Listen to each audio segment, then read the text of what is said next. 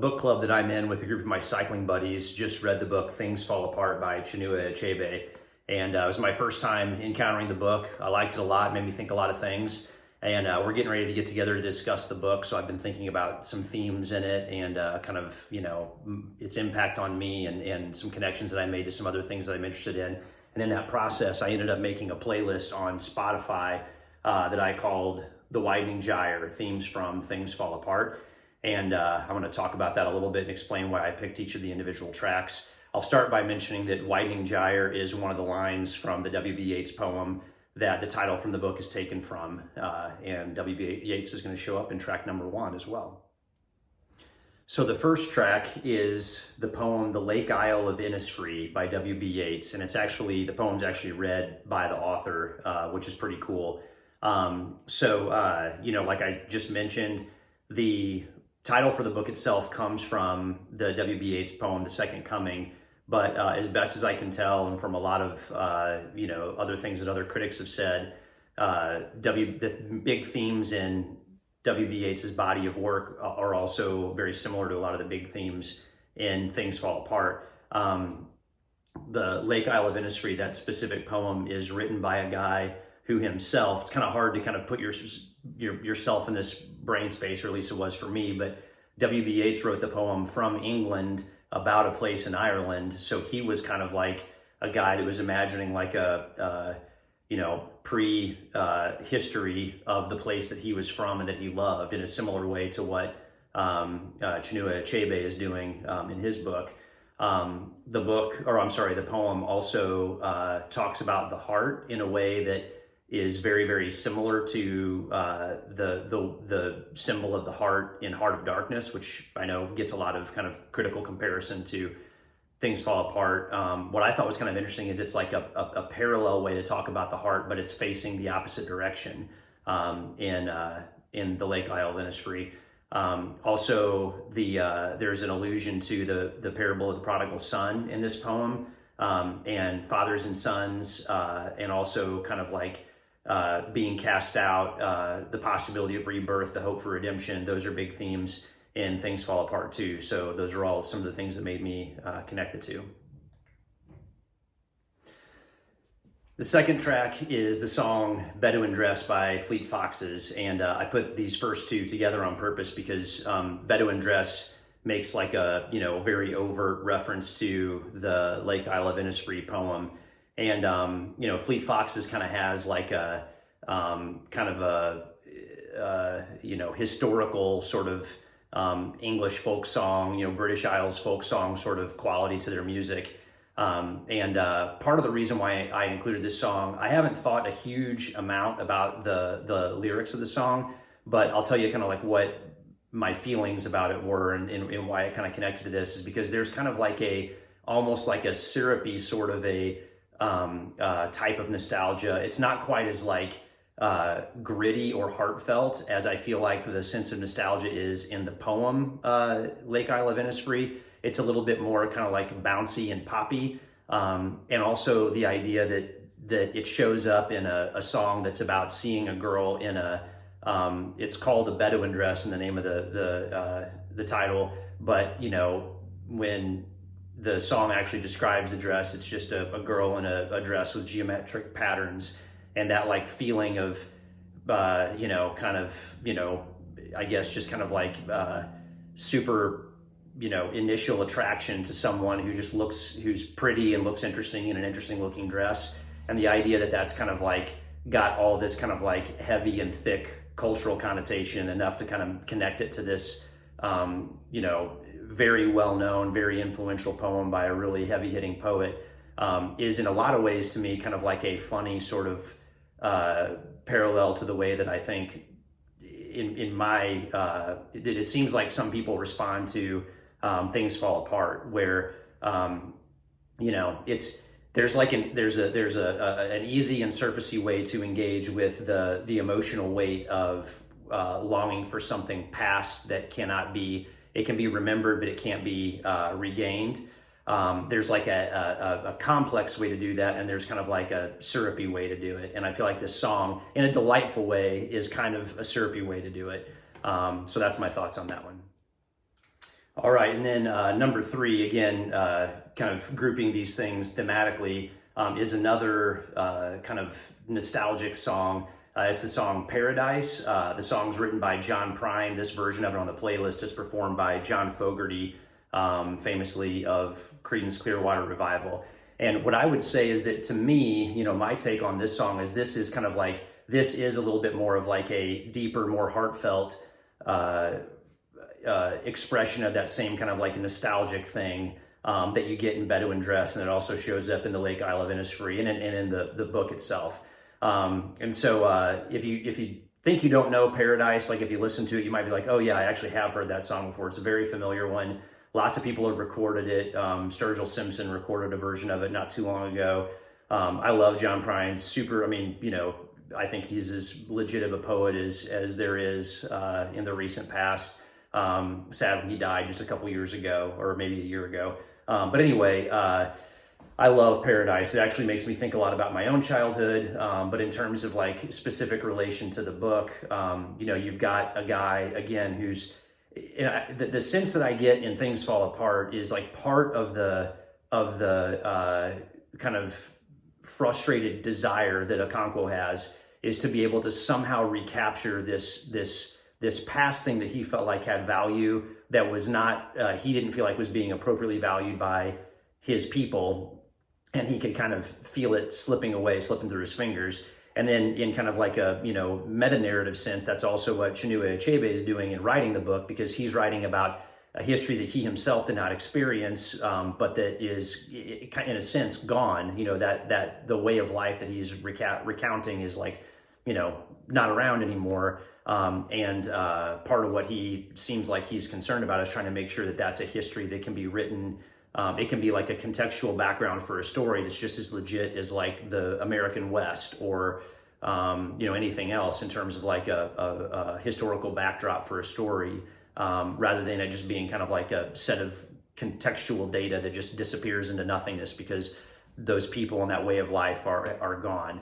So it's kind of trying to kind of like, you know, at the same time kind of like talk about the sadness of that culture going away, but then also letting the culture continue to live by memorializing it in the work. And that's very much what I think happens in this song Paradise, which I really love. I also love the line 5 miles away from wherever I am. And I think that's like the idea that, like, you know, even though that's gone and it's sad that it's gone, the world that John Prine remembers is really close to him all the time for forever. And then by writing the song, he makes that true, not just for himself, but for anybody else who encounters the song. And again, I think that's a similar sort of thing to what is going on both in Things Fall Apart and it's part of the authorial intent with writing something like that in the first place. Also, Paradise has a river in it. And again, this kind of like idea, I love the idea of rivers as a symbolic theme for this kind of message. It makes me think of Heart of Darkness. Also makes me think of just the idea of like rivers kind of being a way to symbolize the passage of time. And a river, you know, this moment in the river will never be here again because the river is ever moving and ever changing.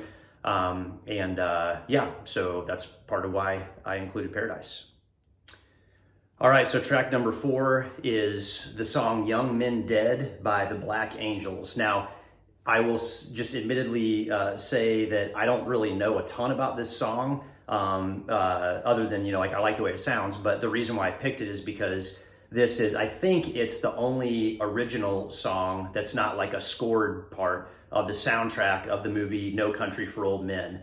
I thought about that movie a lot whenever I read Things Fall Apart. Part of it's because I'm always thinking about Cormac McCarthy, but part of it too is because No Country for Old Men also takes its title from a W.B. Yeats poem. So the song Sailing for Byzantium starts with the line, "This is no country for old men."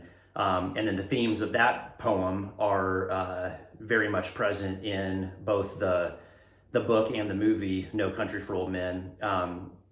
And those themes, I think, are also super, super similar to some of the thematic material that's in Things Fall Apart. And so part of what I've talked about so far with the tracks that we've referred to are some of the like nostalgic elements, the the longing for something that can't be anymore, that's in the Things Fall Apart, thematic material. This is a little bit of a different sort of a deal though, and it's kind of the idea of like, similar, it's related, but it's like the passing of one age into another. That's, if you remember the Coen Brothers movie, No Country for Old Men, that's like a big part of like what Tommy Lee Jones's character is like thinking about and talking about all through the movie. That's also like a really big part of the theme of Sailing to Byzantium. Let me think if there's, one other thing that I did want to mention too that relates to that. So another thing that I thought about is the kind of the structure of Things Fall Apart. And I'm going to forget the exact number of chapters, but there's like the first section, there's like 13 chapters or something like that. And it has, so structurally, the book is kind of broken up in a way where you have kind of like a movement toward a central chapter where a kind of pivotal event happens, and then working your way back out from that pivotal event. And it's broken up kind of like, I think it's 6 chapters. The 7th chapter is where there's kind of like a big thing that happens, which I think is if I'm remembering correctly, it's the killing of the adopted son, and then 6 chapters working your way out of part 1. And then there's a similar sort of a structure in part 2 and part 3 of the book too. But that is kind of the idea of like the cones of the gyres, the overlapping gyres that W.B. Yeats talks a lot about. And that's also kind of like a structural thing that happens in Cormac McCarthy too, that I think you could also think about it in terms of chiasms, which other literary critics talk about chiastic writing. Usually there's, for folks that have like a strong influence from, Hebraic writing, like the Old Testament, the Bible, and things like that. In a lot of cases, you'll see chiastic structures, chi meaning like an X. So it's kind of like, 2 funnels or an hourglass shape. And the idea is that you work your way up to a central event and then you work your way out again. That's one of those things where I think you could write a really interesting paper about that, if you were a college student or whatever, but about the difference between, but the similarities between chiastic structure and the kind of gyre concept that you see in the writings of W.B. Yeats, and then picking a couple works where those things are used as structural elements to kind of compare the two. But in Sailing to Byzantium, even though you're sailing to Byzantium, it's the title of the poem, and at the beginning that we got to get out of this place because there's no country for old men. The kind of like what you perceive to be the action of heading to this new country doesn't even happen until you're in the last half of the poem. But I think it's for a similar reason, because there's half of it in the first dispensation, half of it in the second dispensation. In a Yeatsian way, and there's a similar sort of a thing structurally going on in Things Fall Apart too. So so there's Young Men Dead, fun song to listen to, but it's really more for the connotations with No Country for Old Men. All right, so track number 5. This is another one that's a track on here because of this song's appearance in another movie. So it's the song "The End" by The Doors. And you might recall that this song figures very prominently in the movie Apocalypse Now. And Apocalypse Now is kind of a reimagining of the book Heart of Darkness. So a lot of kind of like similar themes in terms of like, the most common thing that people talk about when they talk about Things Fall Apart is the whole kind of like, idea of imperialism, the destruction of a culture by an imperial invader. And that's a thing that shows up a lot in Heart of Darkness. And you are probably aware of the fact that Chinua Achebe has had a lot to say in his career about Joseph Conrad and Heart of Darkness. That would be another, talking about like topics. I think a really awesome like paper topic or even like a dissertation topic would be to use Harold Bloom's idea of the anxiety of influence to try to like essentially kind of like, dissect Chinua Achebe's opinion of Joseph Conrad, because to me, it seems like those two guys are saying extremely similar things. and they're saying things about the human heart, not about politics. But anyway, that being said, that the Apocalypse Now was in my mind like a lot whenever I read Things Fall Apart, and without blathering on too much about too much of it, maybe pick one. Trying to pick one thing that was like a particularly impactful, point of contact. So one of them is like just even the idea of the end. So I've talked about this idea of like gyres, and if you're familiar at all with like W.B. Yeats's vision of the world, the gyres are kind of like an emotional ringing of epochs that like big swaths of human history that take a really long time. And he talks a lot about like the ending of one and the beginning of the other, and kind of where you get the best results for humanity in the relation to those sorts of things. But he has this idea that human social structure, we're always kind of like we're always kind of like in a build up in a positive way, and in a also kind of a decline in a negative way. So there's one epoch that's a great one that's declining, while there's another great one that's kind of tuning up and getting ready to have its moment in the sun. And I think Apocalypse Now has that idea going on in it a lot. So there's this kind of idea that this kind of like one way to read it is there's this kind of like American greatness that is now, it's less about greatness and it's more about like America. It's the American pollution, and you're kind of witnessing through the eyes of Martin Sheen's character the ways that this pollution has happened. And as you go up the river, get close to the heart, you're going more into the center of the cancer, and you're seeing the pollution in an uglier and grosser sort of a way. And the whole time there's this song that, the refrain of it is the end, the end, the end. And so it's kind of like, it's the end of the river, it's the end of the journey for Martin Sheen, but it's also kind of like the end of this epoch of greatness. And then again, going back to the Second Coming poem, the Second Coming, where the title for the book comes from, you're getting an end, but you're also getting a beginning. But the beginning is scary, very scary. And you don't necessarily know what the beginning is going to be. And I think there's a really similar sort of kind of emotional resonance for what you experience through the characters in Apocalypse Now too. So that's the end. All right, so another kind of like musical connection that I felt like I was making just like over and over again whenever I read Things Fall Apart. I just kept thinking about that song Tradition from Fiddler on the Roof. So track number 6 is from the I think in the playlist I picked the one from the movie version of Fiddler on the Roof, but it's the prologue that includes the song Tradition.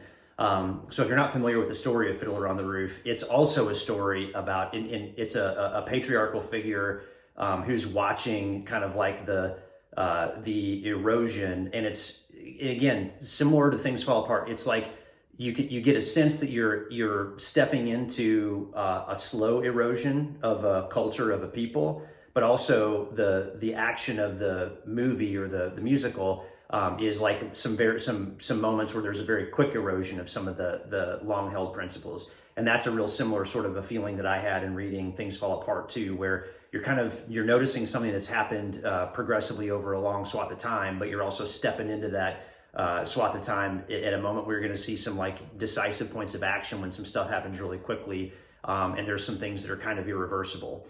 And so like one of the lines from Fiddler on the Roof is this idea like, I pulled on a thread that the dad keeps saying, and it's like a loose thread in a sweater, and you think you're just going to pop it off, but instead you yank on it and you unravel the sweater. That's kind of like I think a really apropos image of the feelings that Okonkwo's having in Things Fall Apart too. And he's also in a really similar way, like a sympathetic patriarch figure to the dad in Fiddler on the Roof. I don't know, I'd be curious to hear from other people how sympathetic they feel like Okonkwo is, because there's some stuff that he does, it's like scary. It's funny because like there are moments whenever he's like a noble hero. There's other moments when he's kind of like a Tony Soprano type of a guy.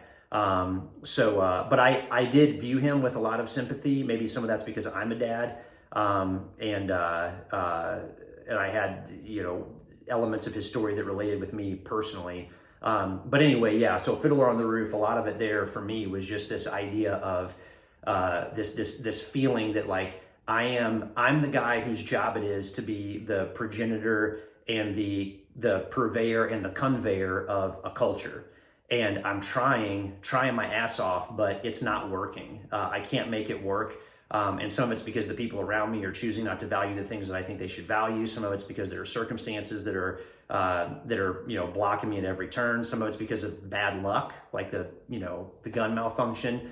Now we can see that bad luck is also symptomatic of a bad set of choices. But you can also kind of understand the feelings of maybe helplessness or powerlessness that Okonkwo is probably feeling, which honestly is probably part of the reason why he is like violent and he acts out and stuff like that. It's probably related to some of that sense of powerlessness that he has too. So yeah, there you go. That's it with Fiddler on the Roof. So that's track number 6. All right, track number 7, Hang Me by Dave Van Ronk. Now the obvious connection here is with hanging, and I'm assuming if you're listening to me about this, you've probably already read Things Fall Apart, but if you haven't, here comes a big spoiler. Okonkwo hangs himself at the end, and so his kind of like sense of despair, hopelessness, powerlessness, reaches its peak, and he doesn't feel like there's any hope at all, and so he ends it.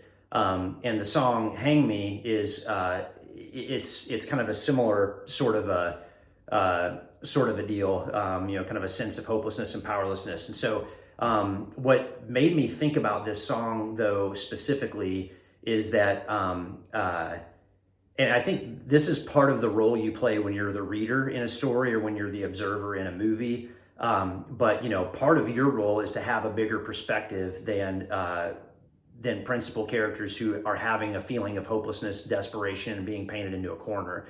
And I think part of the emotional experience of encountering a story where that's a theme is that by seeing a broader range of possibilities, you yourself get a chance to both feel the empathy of, if the story is written well, the empathy of the feelings of hopelessness of the character, but also the hope that comes along with you actually being able to see that there's more out there, there's more to live for, there are options that character wasn't seeing.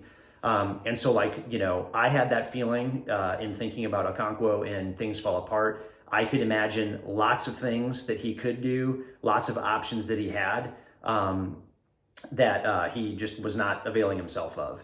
And I think, like I said, I think that's part of the experience. It's part of what makes a tragic story like that readable, because you can have those kinds of feelings and have that kind of perspective. So in the song "Hang Me," Dave Van Ronk, the singer, the speaker in that song, is feeling like he's been everywhere and tried everything, and cannot catch a break, cannot find a place for himself in this world, and he's out of options. So he's like, I guess you guys should just hang me. It is kind of interesting because he's got a little bit of like a victim approach to it, because he doesn't say, I guess I should just hang myself. He says, I guess you should just hang me. There's a similar kind of like victim attitude that comes out of Okonkwo every once in a while. Now, obviously at the end, he acts in a big way. That's not to say that it's better to act in the way that he did than not to. But that's definitely a difference between these two speakers. But part of what I think about in the song "Hang Me" is that I love the part. I think it's like hilarious and bittersweet whenever the singer says, I've been everywhere. I've been all around this world. I've been to Cape Girardeau. I've even been to parts of Arkansas. I've been all around this world, which is kind of like awesome and hilarious, because Cape Girardeau is like a very random, not very big town. Arkansas is not known as like especially, in the 60s, like as a huge state that was like, super, where there's a bunch of stuff going on. It'd definitely be hard to believe someone who says, listen, I've been everywhere. I've looked at every option. There's nothing in this world for me. I'm telling you, man, I've been to Cape Girardeau. I've been to parts of Arkansas. I've checked it all out. There's nothing for me, you know. So you get that sense like, oh, I think you're missing a few options. But that was like I said, similar feeling that I had in thinking about Okonkwo's circumstance. You know, I could see options that I feel like he was not seeing. Similar sort of a feeling in the song "Hang Me." Also kind of funny because "Hang Me," you know, shows up in the Coen Brothers song "Inside Llewyn Davis," or not song, movie. So another Coen Brothers connection too. But that's track number 7, "Hang Me." All right, track number 8 is the song "New Direction" by the Gorilla Biscuits. And I was trying to think about this. I don't know where. I can't think of like what the genesis of my thinking along these lines really was in the book. But at some point early on, I found myself thinking about about punk rock and about the punk rock scenes that some of which I was a part of when I was younger. But just like the idea of like purity in a scene. And that was something that I thought about in relation to some of the thematic material in the book. So the song "New Direction," that's pretty much what it's about. It's about, in a lot of songs from like the punk world and the hardcore world are all about like people who aren't faithful to the scene. That's like a big theme in that in that cultural universe. So the idea is like, you know, we're a group of people. We all kind of like came together around something that we all value similarly. So like in the punk world, you know, a lot of it is like, you know, we're kids who had a hard time finding a spot socially. We all have a common interest in a certain kind of music. There's a scene that's grown up around this music. So we all dress a certain way. We've developed a similar sort of a language. We maybe have some hobbies in common, like skating, art, that kind of stuff. And we like this music. We have that in common, and we like to go to live shows to see that music. And that's almost kind of like it's a communal experience, and it almost can become kind of like a church type of experience. So punk rock's not the only thing like that. You know, in my own life, I've experienced that with music. I've also experienced with some sports stuff that I'm involved in. Like running and I think triathlon, cycling, that can be a thing. Like, I think probably anything can be like that, where you can kind of, a scene can develop. But man, I viewed Okonkwo at numerous points along the way as being a guy who was constantly mad at the fact that people weren't respecting the scene like he felt like they should. Now, there are times whenever somebody who's trying to kind of like, cultivate a culture, but not just cultivate it, but also kind of protect it and advocate for it, where those folks are going to be, if you're going to do that job, you're going to have to be a little bit frustrated with people that aren't giving, due respect to ways of thinking, ways of doing things. But then there's other times whenever, the scene can become a thing unto itself, and that can actually be harmful. So that was the thing that I thought about with Okonkwo, and it made me think about, my experience with that kind of behavior in the punk rock world. So I thought, I'm going to try to find a song that talks about that, and I think New Direction does that pretty well. So that's track number 8. All right, so led off with the poem, and we're going to bring it home with the poem too. Track number 9 is Poem in 3 Parts by Robert Bly. Robert Bly is a contemporary poet. I thought about him, and I thought about his book Iron John, and I thought about the idea of initiation, which is a big theme for Robert Bly, and the book Iron John. I thought about that over and over and over again whenever I was reading Things Fall Apart. The Iron John is like way too long to make that a track. So what I tried to do is I tried to find just a track of a poem of Robert Bly's that had some of the themes of initiatory activity, cultivation, birth and rebirth, maturity, progression of time, some of those sorts of themes in them to kind of like capture that particular connection.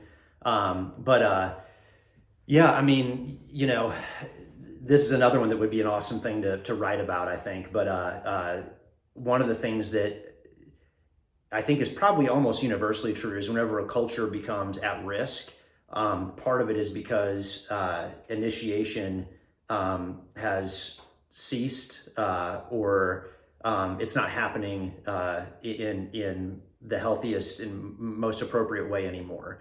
And I think that's a very interesting thing to think about in this story. So you have Okonkwo, who in some ways was, so part of what's interesting about it is that, like, one of the things Robert Bly talks a lot about is that tribal cultures tend to do initiatory activity better than like industrialized cultures. That's a big thing that Robert Bly talks a lot about. And he's not the only one, but he's a super, influential voice, that's talking about that story. And so what you have in this story is a tribal culture, but you've got a protagonist in Okonkwo who himself had a very complicated initiation. And part of the complication is that he doesn't have a ton of respect for his father. And so initiation requires more than just a father, but if there is a breach in the relationship with the father, or, the daughter to mother, it's going to make the initiatory process way more complicated. And we even see, so we never meet Okonkwo's dad in the book, but we see some second fathers who really kind of mentor Okonkwo well, give him good advice. And specifically, some of that advice is for Okonkwo with his son, or his surrogate son, or his adopted son, and he does not take the advice. In fact, he does something that runs incredibly counter to the advice. So you've got Okonkwo himself, who had problems in his own initiation. Then you've got two sons, one of which abandons him because he felt abandoned by Okonkwo. The other, who Okonkwo, kills, murders, ritualistically, and after being warned not to. And I don't know if this is exactly a statement that Robert Bly would make, but to me it seems like a theme in his work. But there's an idea that initiatory rituals and procedures are so important that if they are at risk, or they start to deteriorate, or maybe even die, there will be a tremendous amount of spiritual, psychic, emotional damage. And there's the cultural damage. And this kind of gets back to my earlier point too about, where I think, an anxiety of influence paper on Chinua Achebe and Heart of Darkness would be super interesting, because I think a big theme in both of those works is the psychic damage of a cultural, of a certain kind of cultural momentum. So I see like tremendous compatibility in their views on those two things. That's why I wanted to get some Robert Bly in here. Loved the book, and like I said, I made a ton of connections. Some of them were like I definitely would not have anticipated making them coming into the book, and so that's my goal, was to kind of capture that here. So link to the playlist is in the description of the video, and hopefully you found this helpful and interesting. And if you have a thought, I'd love to hear what your thoughts were, either to this or maybe some of the connections that you yourself made in working your way through the book.